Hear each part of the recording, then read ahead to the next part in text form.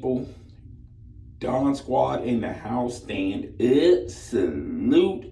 I'm going to give you guys my review of the PlayStation 5 controller. And I'm going to say right off the rip, when you compare this controller to controllers that we had in the past, of the PlayStation 4, the Xbox One, the 360, the PS3, I feel like this controller is revolutionizing, and this is the new evolutions of control. I haven't felt a better controller since the original Xbox Elite controller. And I thoroughly love the Xbox Elite controller because it revolutionized the way how you can customize the controller, the way how the controller responds to games, everything about that controller. So let's tackle the PlayStation 5 controller. First of all, the first thing I noticed when I got the controller out of the box, be sure to check out that video that I uploaded last week about my review on the PlayStation 5. First thing I noticed when I took the controller out of the box, I've been looking at this controller on the interwebs and YouTube, and I thought this controller was going to be a bright white. And I know on my video it looks bright white, but when you get this controller in person, it's an off white. It's like a darker shaded white instead of this bright white. I know a lot of people are they don't like the color scheme of the controller. Me personally, I love the color scheme of the controller. Have no issue with the color scheme of the controller. But I know a lot of people are, nitpicking wherever they can nitpick from the PlayStation 5 controller. And the one thing I noticed, and you can watch that video of the review of the PlayStation 5 on this very channel, was the response of the buttons. The buttons are not hard, they're not soft, they're very firm, very firm, very firm. Now, another thing I noticed about this controller when I was playing it and experiencing it, this right here is the mute.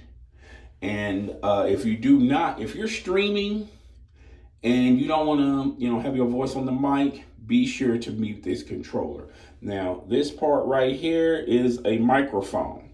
Okay, so when you're streaming and when you have your headset on, and you know how a lot of headsets like Turtle Beach has mute options, be sure you mute it at the controller, because just because you mute the headphones, that right there will pick up your voice. That mic will pick up your voice. So it's very important for you to hit that mute button right there. Now, the second thing is this PlayStation icon.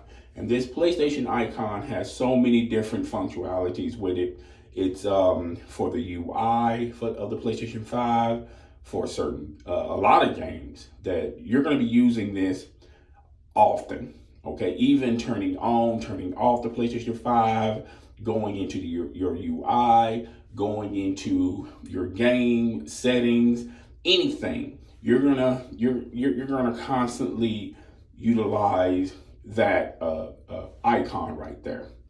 Now, another thing I want to talk about is the middle pad. I feel like this is another, man, we always experience this middle pad from the PlayStation 4. And this is very useful for a lot of selective games as well. When you look at the sticks are not very hard. They're not.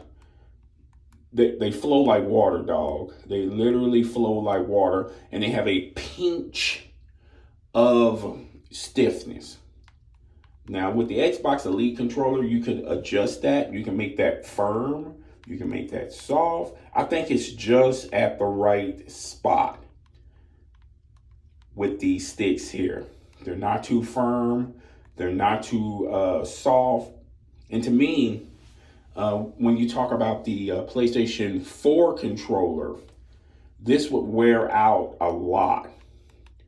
And over my time with the PlayStation 4, I experienced, I had one joystick where this stick right here was broken, and I couldn't use it for playing video games. Now I could use it surfing the web or going on YouTube, watching videos, watching other people stream, while my other two controllers are charging.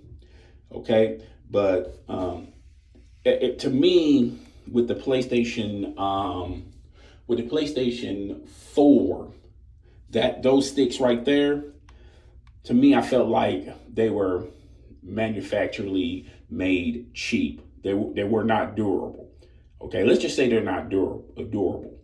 With these, I feel like they went back into the lab and made these things, because I know they got constant complaints about the sticks. Okay, now when you look at the triggers, a lot of people talking about the triggers. The triggers are too big.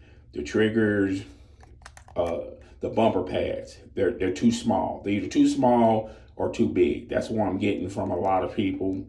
To me, they're fine with me. Now, if you notice, I have big hands, okay? And I can cover this whole PlayStation 5 controller without stretching my fingers or anything like that. Everything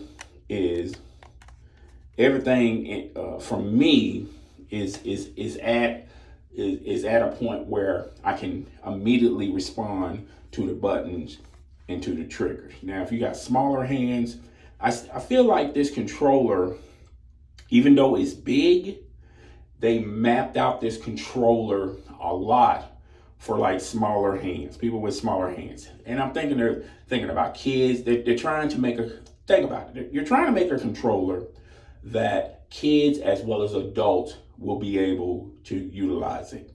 Males as well as females will be able to utilize it, okay?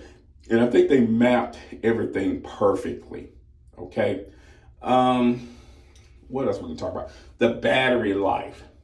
This is a longer battery life of the PlayStation 5 controller, in my opinion. I bought 2 PlayStation 5 controllers.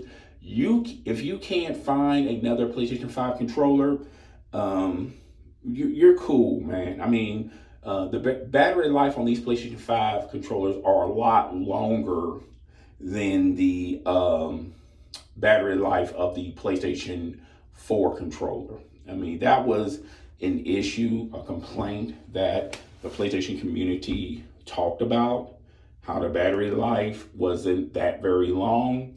I can go 2 straight days playing. And when I mean 2 straight days, not 24 hours in each day, but I can play, let's just say I can play 8-hour days when I'm off on my days. I can play literally 8 hours. And I look at the battery icon, and it's not even half dead yet. I mean, I still have enough juice to play 1 more session or maybe 2 more sessions with this controller. Now, another thing I want to talk about this controller, when the impulse vibrations. The impulse vibrations, it feels in your hand where you can feel certain things. You can feel people shooting at you. You can feel how you shoot the gun. To me, there's no lag in between the buttons and the trigger to the actual game. I'm not gonna say there's zero lag, but to me it feels like there's no lag, okay? I played Call of Duty. I played Destiny a lot. I didn't play Fortnite. I played Rogue Company. It responds pretty quickly. I'm not gonna sit up here and lie to you and say that there's no lag, but if there is a lag, it's not noticeable, okay? When I play Destiny 2, I know there's a lot of people that probably don't play Destiny 2. Even though in multiplayer, I can feel a difference from this controller versus the PlayStation 4 controller or even the PlayStation 3 controller. The way how it rumbles, impulse, vibrations. For example, like I was playing Iron Banner last week, and I didn't even notice it until I looked down at the controller, And the reason why I looked down at the controller, because the controller was vibrating very funny. So as I looked down at the controller, I put my Warlock was on a riff, and it made a funny impulse vibration. And the controller changes color. Like when you're close to death, these parts right here will light up and it will turn red, notifying you that you're close to dying. I feel like that's very important in competitive play. That's very useful. When someone's shooting at you, the controller vibrates, okay? And when you're taking a lot of damage, it vibrates a ton, okay? I remember watching a video, someone demonstrating this controller playing Call of Duty, how the buttons, when you're using the triggers, how the triggers are fighting against you, and different weapons, the trigger and the controller do different things. I noticed it using hand cannons, auto rifles, scout rifles. This controller reacts differently depending on what type of weapon you're utilizing. Okay, this is a very responsive type of controller. No ifs, ands, or buts about it. I feel like this is the best controller that ever came from either Microsoft, Sony, definitely Nintendo.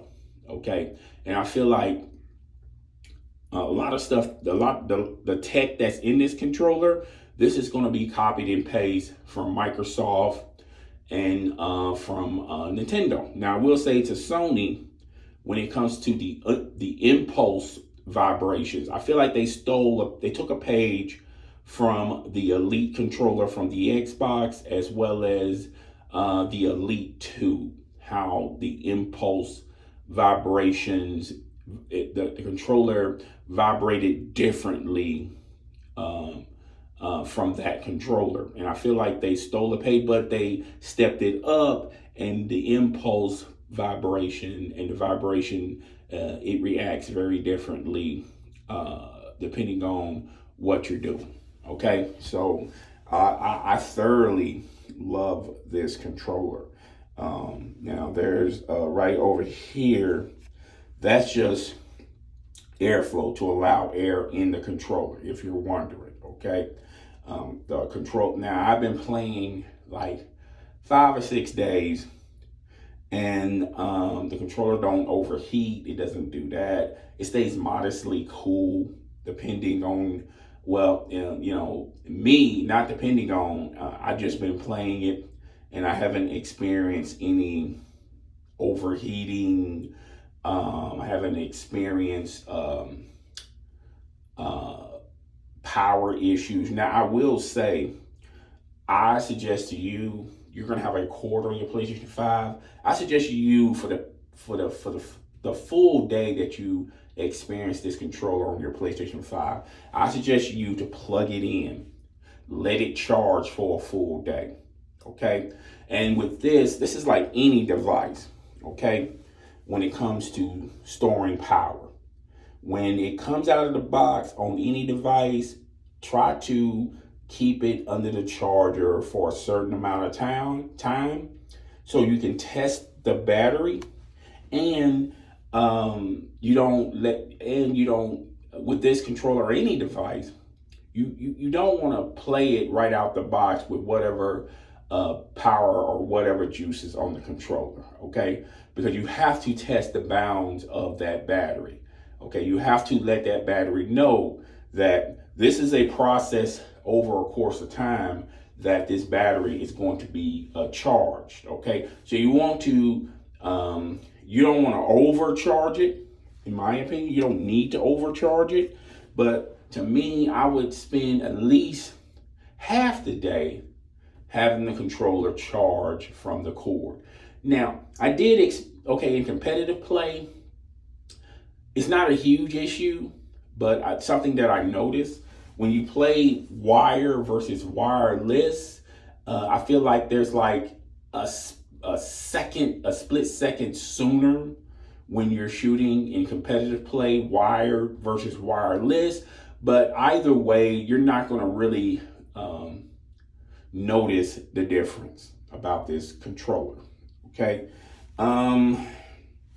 the grips are very smooth and very firm. In the black area is very smooth, very firm. Now at the bottom, there is some textures there. I don't know if you can see that or not, but at the bottom, there's some texture there. That's where you plug your headsets to. And up here is where you charge the PlayStation 5 controller, okay? So don't get it twisted or confused. Now, I notice these little, look like they're like charging ports. I don't know what that's going to be about, okay? I have Turtle Beach. It doesn't use that. I have the wireless PlayStation headset. It doesn't use it. And I have a wired headset. It doesn't utilize that. So as of right now, well, whatever date this video gets uploaded, I have no idea what this is going to be for. Apparently that's going to be something that PlayStation is going to introduce later on. Okay.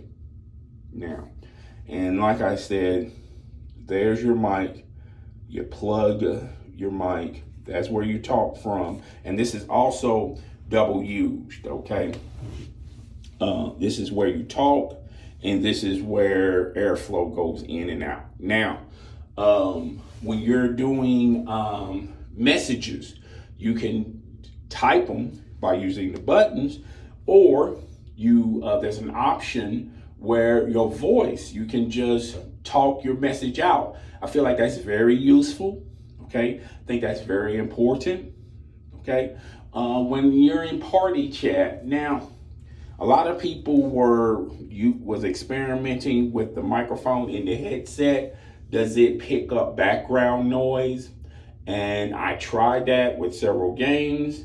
Depending on what the back noise is, if it's very heavy, if it has an echo in it, or if someone's speaking very loudly, you will be able to pick that up, okay? You'll be able to pick that up. But any other noises, it doesn't pick up. Any normal noises, it doesn't pick up. Okay, that's what I have noticed, okay? Depending on where you're playing this at. If you're playing this in your if you're playing this in your bedroom, you're not going to experience a lot of noise in your bedroom. If you're playing this like in the kitchen, or if your living room is connected to your kitchen, you're gonna hear some, depending on how big your living room is, or how big your kitchen is, or how small your kitchen is, it varies. But I played this in the living room, I also played it in the bedroom, and I do pick up a lot of noises when someone's in the kitchen, okay? So this does pick up your noise. I mean, there's no background noise cancellation embedded in the PlayStation 5, okay? And I think that's it, folks. Now, these are optional buttons. These buttons are used for certain things. The share button is not on your controller. You have to click this PlayStation icon, and then the settings will appear where if you're broadcasting or if you're trying to save a video, that's where you do it, okay? It's a slightly longer process versus the PlayStation 4 controller, how the share button was actually on the controller, okay? Now you can format it. I'm pretty sure there's an option where you can remap your controller. I don't know if it's that in depth where you can put the share option on your controller, but to me, I kind of like it this way. I kind of dig it this way. Just go from there. It'll roll up the settings. You go into your video, you record the video, you take your picture, and you're done. Same with streaming. I think I like that. Now, when it comes to streaming, this has nothing to do with the controller, but I will say the same way you streamed with your PlayStation 4, if you stream directly from your console, that's that format is hold true to the PlayStation 5. Okay, so you don't have to do like you do over there at the Xbox Series X or the Xbox One X, where you have to go into the Twitch app and reconfigure it, and somehow it goes straight to YouTube. If you're a YouTube content provider that live streams and you don't want to pay extra money for an Elgato, then you can just stream directly from the console. Now for the Xbox Series X, I know for a fact you can stream from Twitch, but there's a way you can stream from YouTube without using an Elgato. You're gonna have to do your research on that. I don't know how to do that. I don't even know if that's even possible. But nevertheless, I like this controller. I think this controller, at first, the way how I was positioning it, I said the Xbox Elite, then the PlayStation 4, then the Xbox One X controller, the basic one. Now there's a new sheriff in town, and this controller tops the Xbox Elite. Now what this controller is lacking from the Xbox Elite, at least with the Xbox Elite, you can change the how firm or how soft the sticks move, or same with the triggers. You can switch stuff around. You can take stuff apart. The way the unlimited custom abilities that you can do with the Xbox Elite, you can't do this with the PlayStation 5, but you can remap the buttons just like any other console you could. And I think this is a great controller. Anywho, I'm done. I'm very done. Oh, when you hit this button right here to mute, this will light up yellow, notifying you that you're muted. Okay, no one can hear you through party chat. No one can hear you through your stream. So I think that's a plus. So if you click it and for some strange reason you're in party chat and you don't even know people can hear you or not, you may be having a conversation with your significant other. You may have a conversation with somebody over the phone that you don't want broadcast or anything like that. This will notify you that it's mute. And there's an icon on the screen that appears for like a couple of seconds, letting you know that it's been muted. Okay, so that's all I got for the review of the PlayStation 5 controller.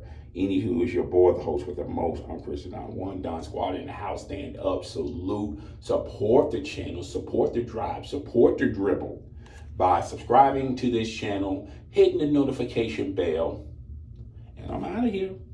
Deuces.